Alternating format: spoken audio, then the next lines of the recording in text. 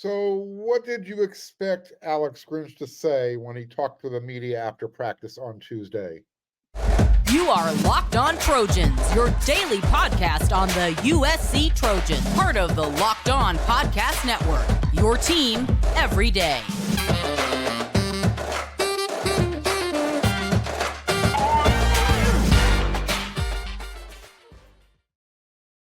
Hey, fight on, everyone. I'm your host, Mark Holkin, and thank you for making Locked On USC your first listen every day. Whether you're watching me on YouTube or wherever you like to download your podcast, we are free. I always want to show my appreciation. Thank you for watching the show. You can show your appreciation, especially if you're watching on YouTube. Do me a favor, become a subscriber. It's free, it's easy. Click that red subscribe button. Hit that thumbs up button as often as you can.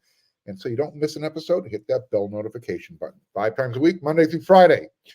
This episode is sponsored by Game Time. Download the Game Time app and create an account and use code LOCKEDONCollege for $20 off your first purchase.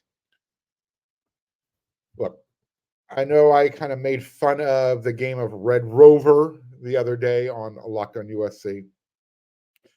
No one called him out. Alex Grinch, he's met with the media after practice Tuesday afternoon, and he simply explained what he saw on film. If anybody was expecting something different, sorry, that wasn't going to happen. So let's talk about what we're going to talk about today on the show. You see, first segment, the Grinch that stole USC's defense. That's what we talk about on Tuesdays. Second segment, we're going to get into, I was out there at practice. I'll give you some notes and observations, what I saw in our limited availability. And then the analyst roles. What are they allowed to do? What are they not allowed to do as members of the staff? We're going to talk about that in the third segment. It's kind of interesting. So, as I mentioned, Alex Grinch, Tuesdays, defense. The media on Tuesdays gets to, during the season, we get to go to practice on Tuesdays and Wednesdays. Tuesdays, the focus and the emphasis is on the defense. Wednesdays, we flip the script and we talk about the offense. So at the end of Tuesday practice, we get Lincoln Riley and Alex Grinch, as well as the pool of players that we ask for to do interviews. And then on Wednesday, we get either Coach Dennis Simmons and or Josh Henson with the offensive players and special team players as well. So let's focus on Tuesday because everybody wants to know, what did Alex Grinch have to say after that not so great defensive performance, but maybe not as bad as everybody wants to make it out to be? Now, Tuesday, look, I think it was the hottest day of the year, at least as far as I'm concerned when I was at practice. So having the heat turned up past 90 degrees, it was apropos. So again, we got to talk with Alex Grinch after practice, and maybe it felt like it was going from the frying pan into the fire with the temperature outside. What did the film say that no one else saw? This is what Grinch said when he was asked to, assess his defense. What did you see upon further review? And this is what he said. While he was really disappointed by individual plays, he's extremely excited after week one, and he's very bullish on his group. Again, look, if anyone was anticipating something different, okay, I don't know. I doubt that he was going to say, yeah, I totally suck as a defensive coordinator. I should quit yesterday. So if you were expecting anything like that, you probably, I don't know, you shouldn't. Let's just put it that way. You need to anticipate positivity. You're going to get a bunch of coach speak. And it was game one. I'm not making excuses. And at this point, really, look, there's nothing left for him to defend. He needs to get the job done, turn things around. And if he doesn't, it's going to show up. It's going to show up at the end of the game, meaning, USC is really going to be pushing the limits as far as getting to that championship level. especially if they end up with an L on the schedule. They can't afford it, especially in any of these first 6 games. He talked about or mentioned the 10 guys who played their first snaps on defense at USC. And I suppose he was alluding to some of the transfers as well, because he said, no one wants to hear that, but it doesn't make it any less true, end quote. He was doing his very best to not make excuses. In fact, he said, I'm not here to make excuses. He was doing his very best to remain positive. He mentioned that there were seven bad plays, and then he went on to emphasize all the positive that they saw on film from the defense. So at this point, Trojan fans, look, we'll get to we'll see what the team looks like at the end of this week after the game against Nevada. And then we'll get to talk with Alex Grinch again next Tuesday to see what he has to say after week number 2. Because at this point, again, it is what it is, right? Now we get to wait for the Nevada game. Coach them up, make them better, hope to see progress. Because as Coach Lincoln Riley said throughout the entire offseason, the longer it goes, the better we get. So we will see how it goes the longer they go. I'll have some more stuff from Tuesday's practice on tomorrow's episode of Locked on USC, when I'll mix in some of the offensive stuff that we're going to see at Wednesday's practice. You're watching this episode on Wednesday, hopefully first thing in the morning, because I'll be at practice in the afternoon.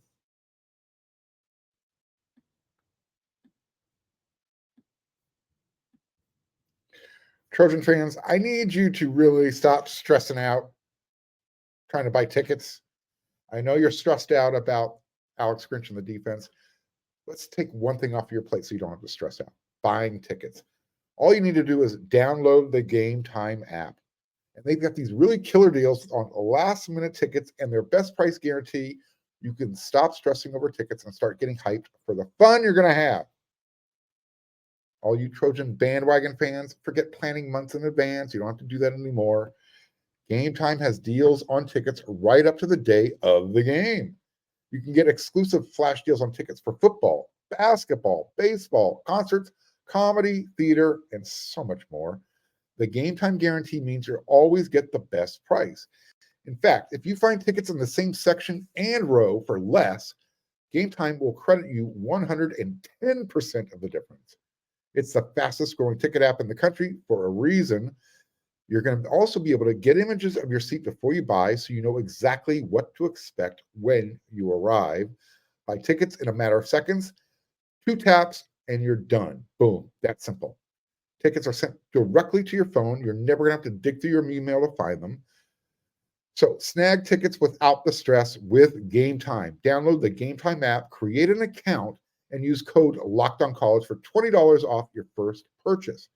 Terms apply. Again, create an account and redeem code LOCKEDONCollege for $20 off.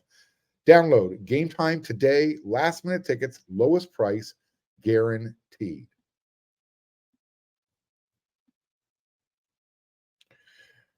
As a reminder, college football season is here, and this season, Locked On is kicking up our coverage.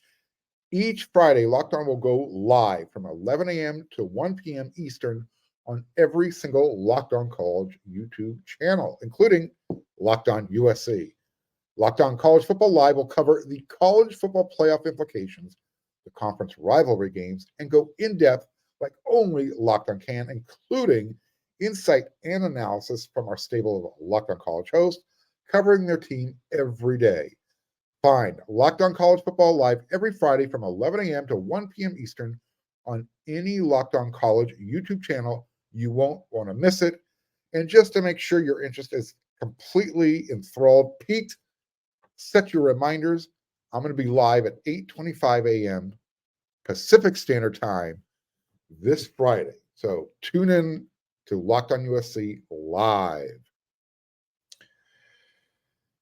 So some of you might remember when Pete Carroll used to say, we want to make our football practices harder than the games.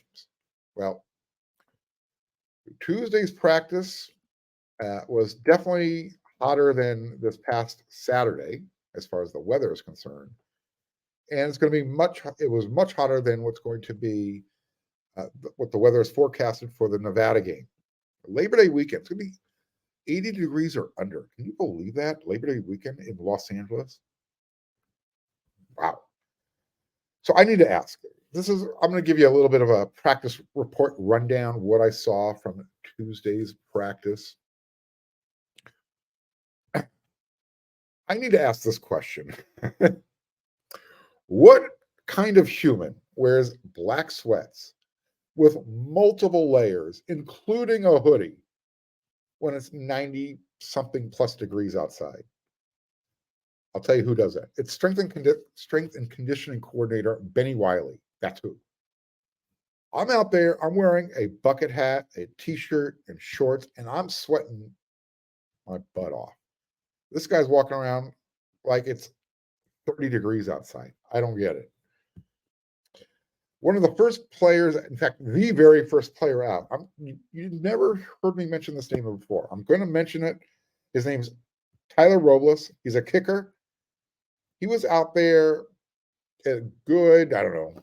I was out there at 1:25-ish for a 2:25 practice. I like to get out there early to see the players coming out, kind of catch some stuff that you don't always see on the video that's looping around out there from practice. I mentioned Tyler Robles' name because he was out there by himself for a good 20 minutes before anybody else showed up to hit the practice field. And on that note, did you know that there are a combined 7 punters and kickers on the roster? I don't know. What do you think about that? Not everybody's on scholarship, by the way, but 7 punters and kickers. Also at practice Tuesday, there was a scout from the New York Jets who was watching practice. In fact, they're told not to talk to the media and never tell you who they're there to see. But he was chatting it up with defensive coaching analyst Greg Brown, and they were chatting it up for quite a while. I could kind of overhear him talking about Greg saying, yeah, I developed him. I talked about him. And, oh, he's still with the team. Yeah, I helped him out as well. So I'm going to talk more about the analyst role because I've been asked the question, what is an analyst allowed to do? Where can they be? Are they allowed on the field? We'll talk about that in the third segment. Who else I saw at practice on Tuesday? Solomon Tuliapupu. I swear, if he didn't have bad luck, he'd probably have no luck at all. But he was outside at practice, and his right leg wrapped up like a mummy in one of those ace bandages from ankle all the way up to his hip. I don't know if he's had surgery or not yet. I haven't looked into it, but it was just good to see him out there. He was walking, no crutches. Again, if he's one tough son of a gun, I can't wait to see him have another opportunity. So here are some of the highlights from Tuesday's practice. Again, we're in there for a very limited amount of time. I literally did not even look at the offensive side of the field because they were way down at the other side. Couldn't see anything if I wanted to. Quarterbacks are throwing passes to the wide receivers and running backs. The offensive line is way out there somewhere, working with the sleds and going through their rotations. Nothing to see.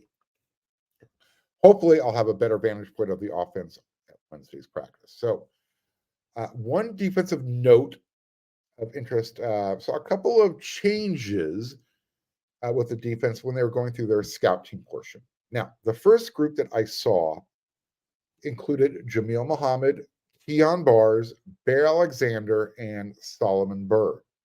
Those were the guys up front. Mason Cobb and Tackett Curtis were at linebacker, and they were teamed up with Damani Jackson and Jalen Smith, Max Williams, and Sia Wright in the secondary. When the first group came back out for their next repetition, Bryson Shaw subbed in for Max Williams. A couple of things I want to point out here. There was a comment in after one of my shows questioning, why Tackett Curtis was starting, and I had said that the reason he's in there is because Eric Gentry isn't 100% yet. I think that's pretty evident, because you saw the difference between the play in the team's defense when Eric Gentry is on the field compared to when he's not. So if you don't hear his name mentioned right now with the first or second group, don't worry about it. He was out there. He was in uniform. In fact, the whole team was out there in full pads. But let's just say that they have him on a snap count right now, because that was the answer we actually got after practice regarding how many reps he played against San Jose State. Okay. I'm not saying Tackett Curtis won't be a starter someday. He will be. But at this point, they're keeping Eric Gentry on a snap count. They're limiting his repetitions to long season. The second group during the scout team, during the scout portion. Up front, you had Anthony Lucas, Stanley Taufo, Jack Sullivan, and Romello Height. Your linebackers were Rajon Davis and Shane Lee. They were teamed up with the secondary of Prophet Brown, Zion Branch, Anthony Beavers Jr., Christian Roland Wallace, and Jacoby Covington. Now, I mentioned Eric Gentry. You look at him. I was talking with one of my colleagues from a different network, and despite all the weight gain that we've talked about and that Eric's talked about during the offseason, he still looks like a big wide receiver more than he does a linebacker. He is literally the definition of a tweener. He's big, tall, rangy, but he's probably too slow to play safety. But he just doesn't look like your prototypical linebacker. He's definitely too small to play up on the line. But you can tell that his athleticism, what he's capable of doing, and why everybody loves having him on the field in this defense. What he's able to do with his length, you just can't. You can't duplicate. Other teams can't duplicate in practices. So when they see it on the field, it's like, all right, you have to improvise around Eric Gentry because of his length. And while he might be a little step slow to play safety, he's not slow to play linebacker. So there's that hybrid balance that what they're looking how to use him. What I did see, here's something you might like. During the scout team portion, Malachi Nelson, he's running scout offense. He was the quarterback for this repetition. He threw an absolutely perfect shiny new dime to Josiah Zamora and Christian Roland Wallace. And it was either Prophet Brown or Anthony Beavers in coverage. 16 and 15, it's hard to tell when they run by. The jerseys kind of get scrunched up and those numbers look similar. Here's what you need to know. The ball was in the air for about 25 to 30 yards. Perfect throw. And it just dropped right into Josiah's hands, and he did the rest, ran it in for a touchdown. Beautiful. At that point, though, Grinch raised his hands, signaling the touchdown. And then literally a few seconds later, sports information director Katie Ryan was telling us in the media, it's time to leave until you come back for the interviews. So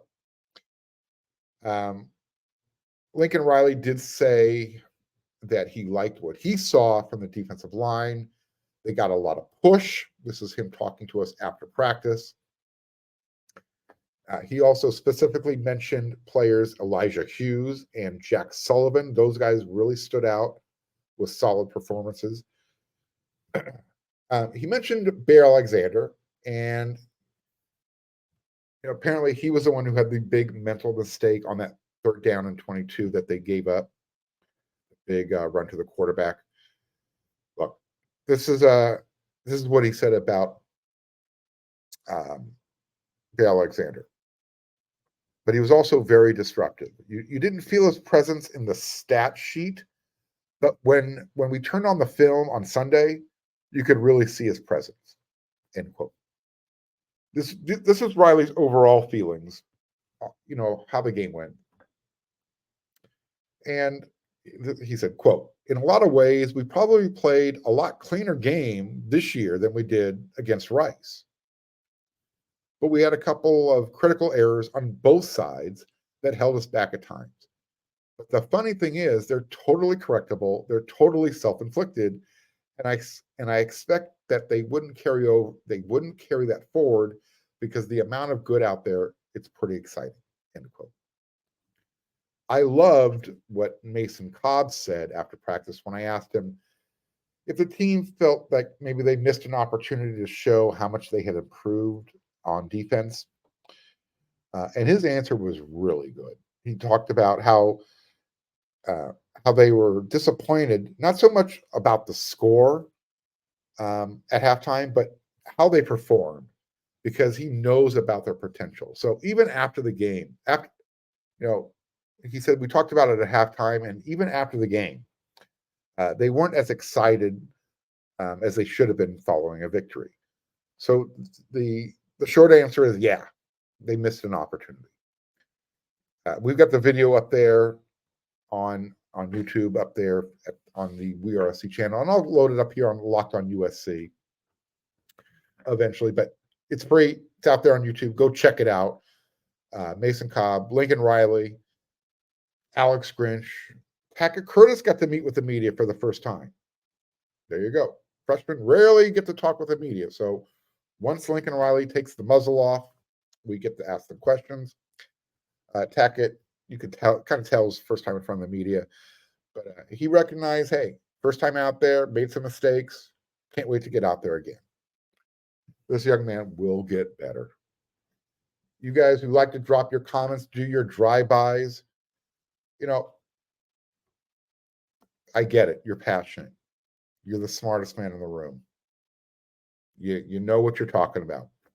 I can't say anything to change your mind. You want to see a difference on defense. Everybody wants to see a difference on defense. It was game 1. Okay? If you go back and rewatch the game and you turn off the sound and you try and look at it from a coach's point of view, you're probably going to see more good than bad.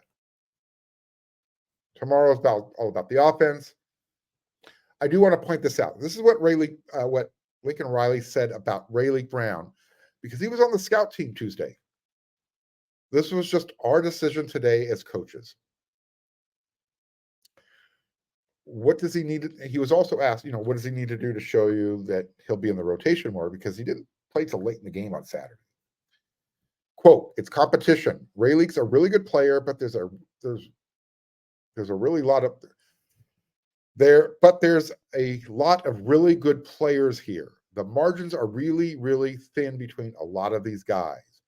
I would just encourage with him like I would this entire team. Everybody wants to judge you like it's going to be like this the rest of the year after game 1. Like it's one game. We didn't get judged last year on how the Rice game went. We all need to remember that. For individual players, units, the entire team, there's a lot of good. Rayleigh's done a lot of good. He's going to be a tremendous player. If I start going down the names of guys I've had play reps on the scout team, there's quite a few that are big-time trophy winners and NFL players and all of that good stuff. Everybody's process is different, especially when you're making a position change," end quote. Wednesday, today, while you're watching this episode, I'll be back at the practice. I'll be focused on the offense. Hopefully, they'll be in our view, so I'll be able to see what's going on, and I can give you some good notes and observations from that as well, like I did from defense. That will be on tomorrow's episode of Locked On USC.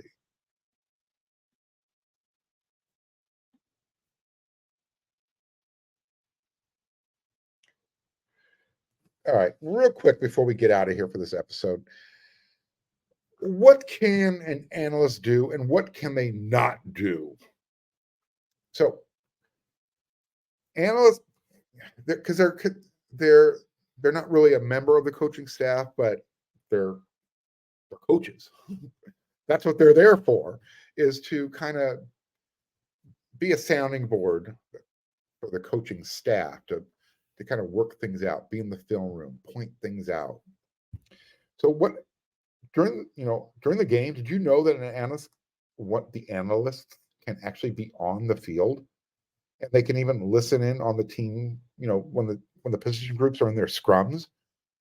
Yeah, they're allowed to do that. What they're not allowed to do is offer coaching advice. However, they can offer support, whatever that means, right? That's a pretty gray area. I mean, no, I wasn't coaching. I was just telling him how great of a job he was doing and how much better he could be at his job if he did it like this. So right there, are you giving support? Are you coaching? Where is that line in the sand, what you can and what you cannot say? I mean, this rule was meant to be broken. And I don't know how you can police this at all. I don't know how the NCAA can say, yeah, you know what? That analyst, they stepped over the line. He said something they shouldn't have. I mean, if you want to talk about putting an extra coach on the field and, just using semantics to get around breaking the rules, this is how you do it. Now, don't worry, I was just giving support. I agreed with that coach's play call. I said, yep, you did exactly the right thing. Next time when there's 45 seconds, maybe start the clock here. Where's the line? So you can have a Greg Brown who can tap Alex Grinch on the shoulder and give him some words of encouragement. He could talk to a player who's been in the game, give him words of encouragement. You just can't coach them up. You can't show them how to do certain things technique-wise. Again, you can pat them on the butt. Tell them they're doing a great job. But I guess that's not coaching, right? I mean, does anybody really think Cliff Kingsbury and Lincoln Riley aren't collaborating during the game or at halftime? Of course they are. Look, these guys are at the game for a reason. If the NCAA was serious and wanted to make sure no rules were being broken, they wouldn't even be allowed at the stadium. These guys would be available during the week, not on game day. One last quick note I want to throw out there because I didn't bring it up in the last segment. I asked Lincoln Riley about the onside kick gaff at the end of the game. Excuse me. He said they were right on both accounts because he challenged the call. He said, I think what we challenged was correct. Even though the game was out of hand at that point, from a competitive standpoint, you still want to make sure you're involved in making sure everything's being buttoned down the right way. Like he said, it's a bang play, and they were even a part of something like this a few years ago when they were back at Kansas State, and how it ended up changing the rule because of constantly challenging things. So that's where Lincoln Riley was on that. That's why he was so animated. He wants to make sure that they know that he knows what's going on, and that's why Lincoln Riley is the right guy to be USC's coach. All right, I'm done babbling. It's late. I'll be back with another episode of Locked on USC tomorrow. So until then, everyone, you know what to do.